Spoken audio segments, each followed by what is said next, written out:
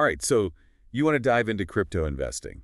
Buckle up, because we're going deep on risk management and portfolio diversification today. Yeah, those are really the bedrock of smart crypto investing. You see those headlines, Bitcoin is up, Ethereum is down, Dogecoin to the moon. Exactly. But how do we actually navigate that? I mean, one of the sources we're looking at talks about building a safety net. Right. Seems kind of counterintuitive, a safety net in this high-risk world. Yeah. Like you want to jump out of a plane, but with a parachute. Yeah, exactly.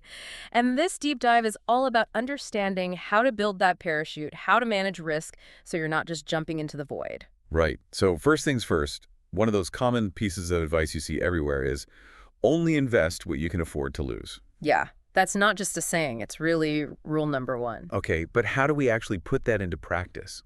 What does that look like? Well, think about it. Imagine the market takes a dip, right? Happens all the time. Oh yeah, for sure. It's crypto. And suddenly you're looking at your portfolio and, maybe things aren't looking so hot. Ouch. Now, if that money you invested was money you absolutely needed, like rent money or bill money, Yeah. that's when panic sets in. Ugh, yeah. And panic leads to bad decisions. Exactly. So only investing what you can afford to lose is about protecting yourself from those bad decisions, from financial stress. So it's about staying level-headed even when things are going crazy. Exactly. Okay. So besides not investing money we need, are there other tools or strategies to manage risk? Absolutely. One of the most helpful tools, at least that I've found, is the stop loss order. Oh yeah, I've heard of those. Yeah. But I don't really understand how they work. So basically, a stop loss is like an automatic safety valve for your investments. Okay. You pick a price. Say Bitcoin is at, I don't know, $30,000 right now, and you set a stop loss order at $25,000. So if Bitcoin drops to $25,000? Your order automatically sells. Boom, you're out. Regardless of what you're doing, sleeping, on vacation, whatever, it takes the emotion out of it. So you're not like frantically checking prices at 3 a.m. Haha, yeah, no more 3 a.m. panic attacks. Which honestly, I think we've all been there. Oh, for sure. Especially back in the day. Right, so stop losses help you stick to your plan, even when FOMO or panic starts creeping in. That FOMO is real. It's very real, and it can make you do crazy things. So having these tools, these strategies to manage risk, it's crucial. Okay, so we've got our only invest what you can afford to lose rule. We've got stop loss orders. What else? Well, diversification is huge. I mean, you hear it all the time. Don't put all your eggs in one basket. Right.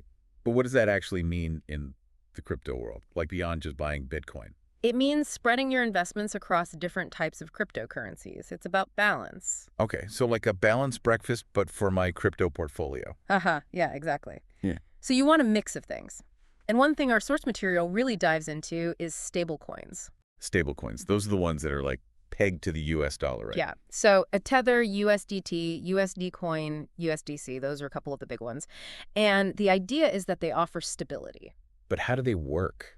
I mean, it still seems kind of like magic internet money, but somehow tied to the actual US dollar. It is pretty mind-blowing when you think about it. But essentially, stablecoin issuers hold reserves. Reserves off. Fiat currency or other assets that back the value of their stablecoin. So for every Tether you hold, there should be a corresponding US dollar or equivalent held in reserve. Oh, I see. Now, it can get a bit complicated, the specifics of how they maintain that peg, but the basic idea is that stablecoins are designed to be less volatile. So they're like the anchor of your crypto portfolio, right? Exactly. They can provide a bit of a cushion, especially when the rest of the market is going haywire. Okay, so we've got stablecoins for stability. What about those other cryptos, like all those altcoins everyone's always talking about? Ah, altcoins, the wild west of crypto. Uh-huh, right. High risk, high reward. Exactly. Altcoins are basically any cryptocurrency that's not Bitcoin or Ethereum. They can be really exciting because they often focus on very specific niches within the crypto world. Okay, so they're more specialized. Right. And that can mean huge potential, but it also means higher risk. Got it. So it's like investing in a startup. You're betting on a team and an idea, hoping it'll become the next big thing. That's a great analogy.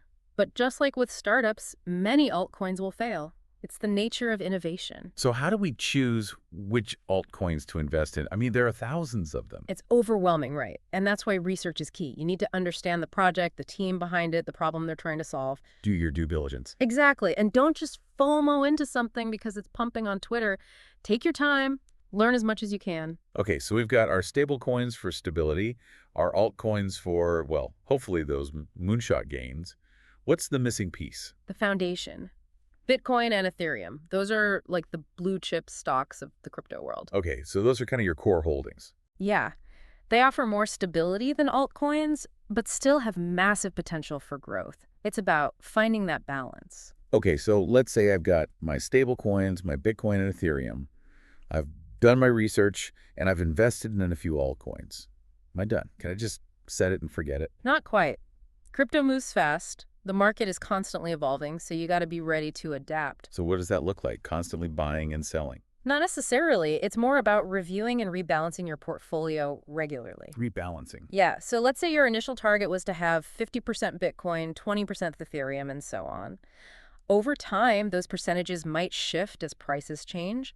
Rebalancing is about bringing your portfolio back to those initial targets. Oh, I see. So if Ethereum suddenly skyrockets and now it's like 80% of my portfolio? You might sell some and buy more of something else to bring it back down to that initial 20%. So it's like actively managing your risk as the market changes. Exactly. It's about staying aligned with your investment strategy. And maybe even adjusting that strategy as you learn more. Absolutely. The crypto world is all about continuous learning. So much to learn. It can feel overwhelming. It can be, for sure. But it's also incredibly exciting. And the more you learn, the more confident you'll become as an investor. This has been super helpful. I feel like I'm actually starting to get it now. I'm glad to hear that. So to sum it all up, risk management and portfolio diversification are key to navigating the crypto world. Definitely. And remember, knowledge is power. Oh, and one last thing. Don't forget, don't invest your rent money. Right? Sound advice. So keep learning, stay curious, and maybe, just maybe, you'll strike crypto gold. Who knows? The next big thing could be right around the corner. You never know in this space.